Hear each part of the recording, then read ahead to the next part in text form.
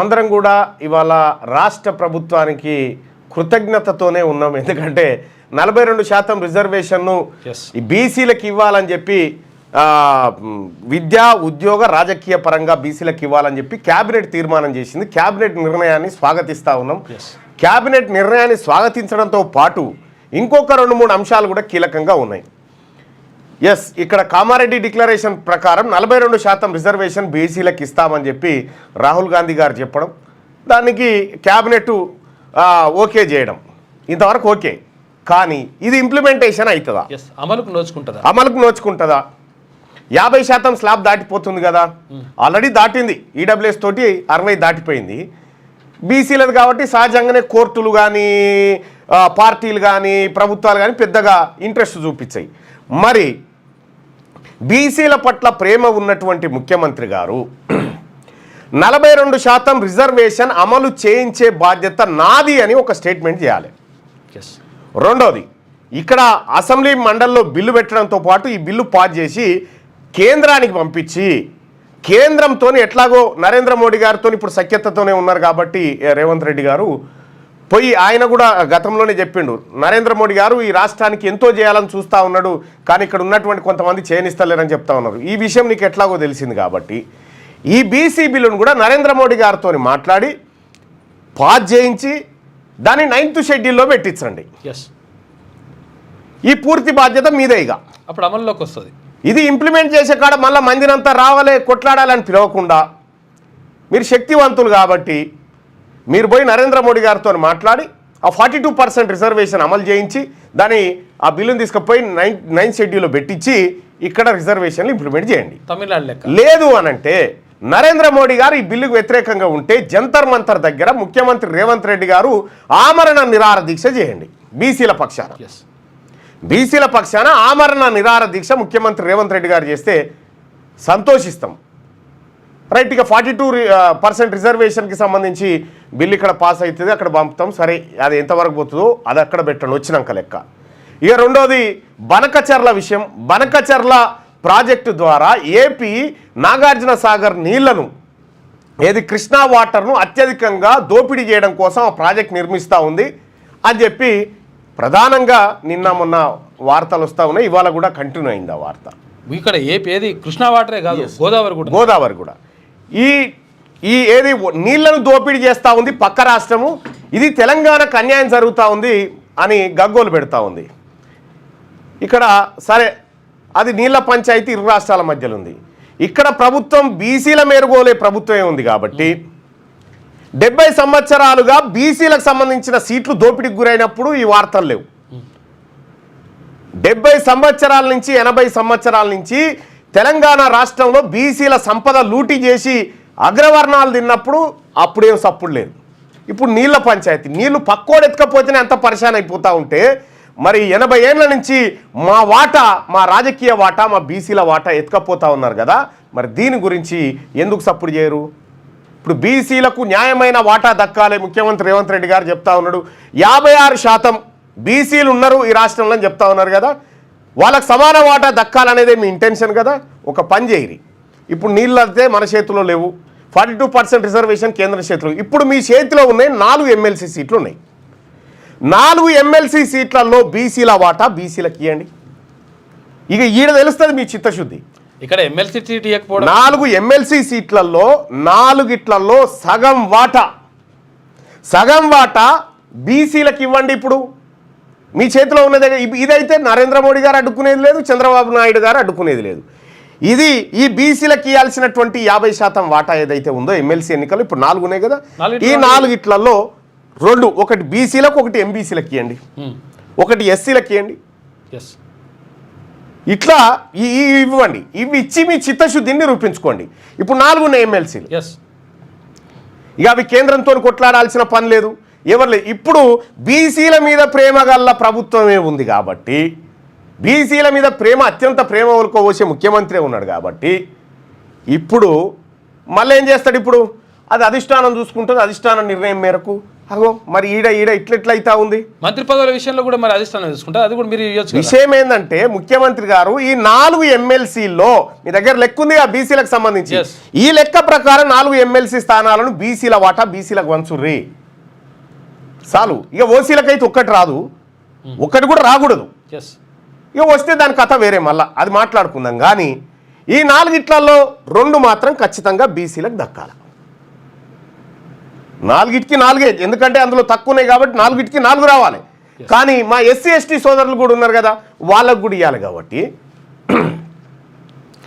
4 MLC స్థానాల్లో ఇప్పుడు జాబోతున్న 4 MLC స్థానాల్లో సామాజిక న్యాయం చూపెట్టుకు అంతే. ఇక ఈ జనాభా లెక్కలు దామాషాని పంపకాలు ఇవన్నీ వదిలిపెట్టు. బనకచెర్ల కాడ నీళ్ళు ఎత్తుకపోతుంటే గగ్గోలు పెడతా ఉన్నాము. మరి ఈడబ్ల్యూఎస్ రిజర్వేషన్ ద్వారా దొంగతనంగా బీసీల ఎస్సీల ఎస్టీల ఉద్యోగాలు ఎత్తుకపోయారు కదా, ఒక 20-25 వేల ఉద్యోగాలు. మీరు ఉద్యోగాలు వేగంగా భర్తీ చేస్తున్నాం ఎందుకనేది నేను ఎప్పుడో పసిగట్టిన మీ కుట్ర. అతి తొందరగా ఈడబ్ల్యూఎస్ కోటా ద్వారా ఉద్యోగాలు భర్తీ చేసి ఫిలప్ చేయాలి, మళ్ళీ వాడు కోర్టుకు పోతే ఇది ఆగిపోకుండా చూసుకోవాలనే ఉద్దేశంతో మీరు వేసిరు, అయిపోయింది. సరే వేసిరు అయిపోయింది.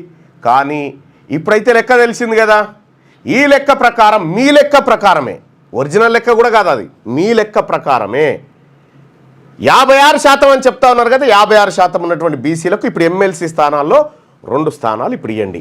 కార్పొరేషన్ పదవులు ఉన్నాయి కదా, సగం వాటా బీసీలకు ఇవ్వండి. ఇప్పుడు సగం వాటా బీసీలకు ఇవ్వండి. ఎక్కడ ఏ పోస్ట్ భర్తీ చేసినా ఖచ్చితంగా బీసీల వాటా తేల్చండి. మీ చిత్తశుద్ధిని నిరూపించుకోండి. మీరు కాంట్రాక్టులకు ఇదే కామారెడ్డి డిక్లరేషన్లో 42% కాంట్రాక్టులు బీసీ కాంట్రాక్టర్లకు ఇస్తామని చెప్పారు కదా. ఈ బీసీ కాంట్రాక్టర్లకు 42% కాంట్రాక్టులు ఇచ్చిర్రా? ఇస్తే ఏడిచ్చిరు? మీ ఇంప్లిమెంటేషన్ ఏదో చూపెట్టుర్రి, మీ చిత్తశుద్ధి. మీరు ఇవ్వాల్సినటువంటి మీ కళ్ళ ముంగటున్నాయి, ఇవి ఇవ్వకుండా వాడడ్డుకున్నాడు వీడడ్డుకున్నాడు అని చెప్తే మేము చూస్తూ సప్పట్లు కొట్టడానికి సిద్ధంగా లేము. బీసీలం అర్థమైంది అనుకుంటా. ఏమైంది కరీంనగర్ ఎమ్మెల్సీ ఎన్నికల్లో ఏమైంది?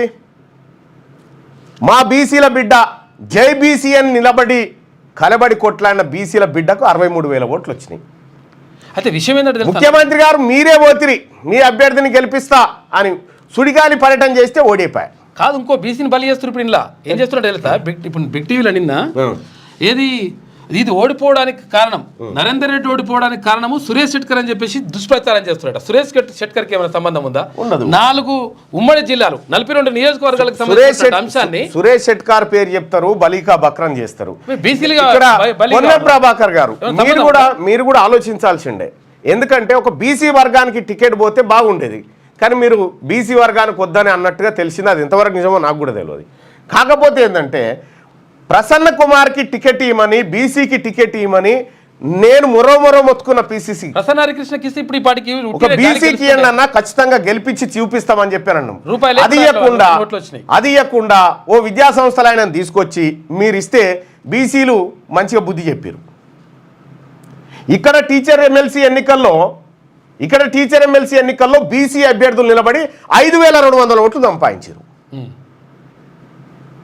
24,000 ఓట్లల్లో 5,300 అంటే 50-60 ఏళ్ళ కింద పెట్టిన యూటీఎఫ్, 50 ఏళ్ళ కింద పెట్టిన పిఆర్టీయు, ఓ 125 ఏళ్ళ కాంగ్రెస్ పార్టీ, ఓ 45-50 ఏళ్ళ భారతీయ జనతా పార్టీ అభ్యర్థులతో 2 నెలల బీసీ వాదం 5,300 ఓట్లు తీసుకొచ్చి పెట్టింది.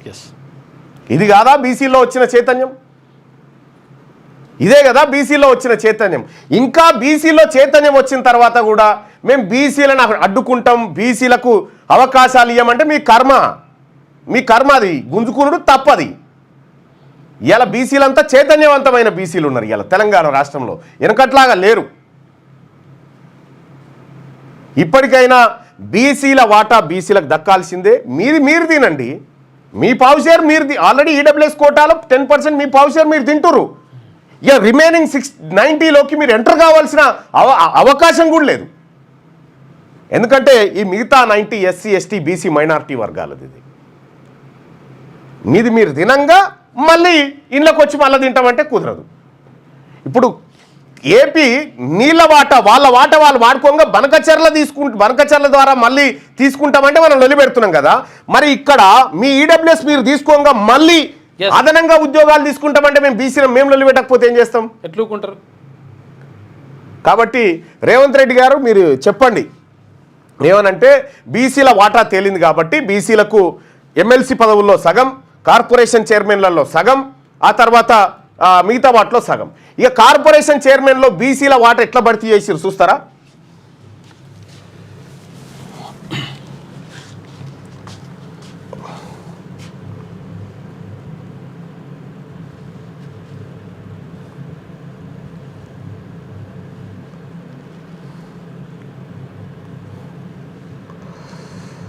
ఇన్ తెలంగాణ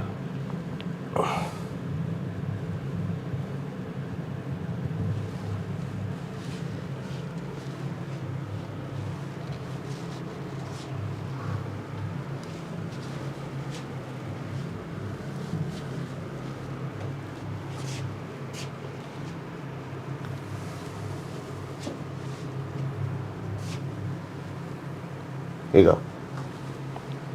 26 నెంబర్ చూడండి. TG industrial infrastructure corporation limited. ఈ కార్పొరేషన్కు టీ నిర్మల అనే ఆమెను పెట్టిరు. టీ నిర్మల ఆమె ఏంది? ఏ సామాజిక వర్గం కింద? జగ్గారెడ్డి గారి భార్య. ఏ సామాజిక వర్గం కింద పెట్టిరు? బీసీ గౌడ్ అని పెట్టిరు. చూసుకో, బీసీ గౌడ్ అని పెట్టిరు. ఇంకొకటి ఉంటుంది, ఇంకొక పేరు కూడా అట్లే ఉంటుంది, ఇదే కుర్మా. ఇట్లా ఇద్దరు రెడ్లకు ఒక కుర్మ కోటాలో భర్తీ చేసిరు, ఒకటి గౌడ కోటాలో భర్తీ చేసిరు. ఇది వాస్తవానికి గౌడ్ల బిడ్డకు రావాల్సిందే కదా.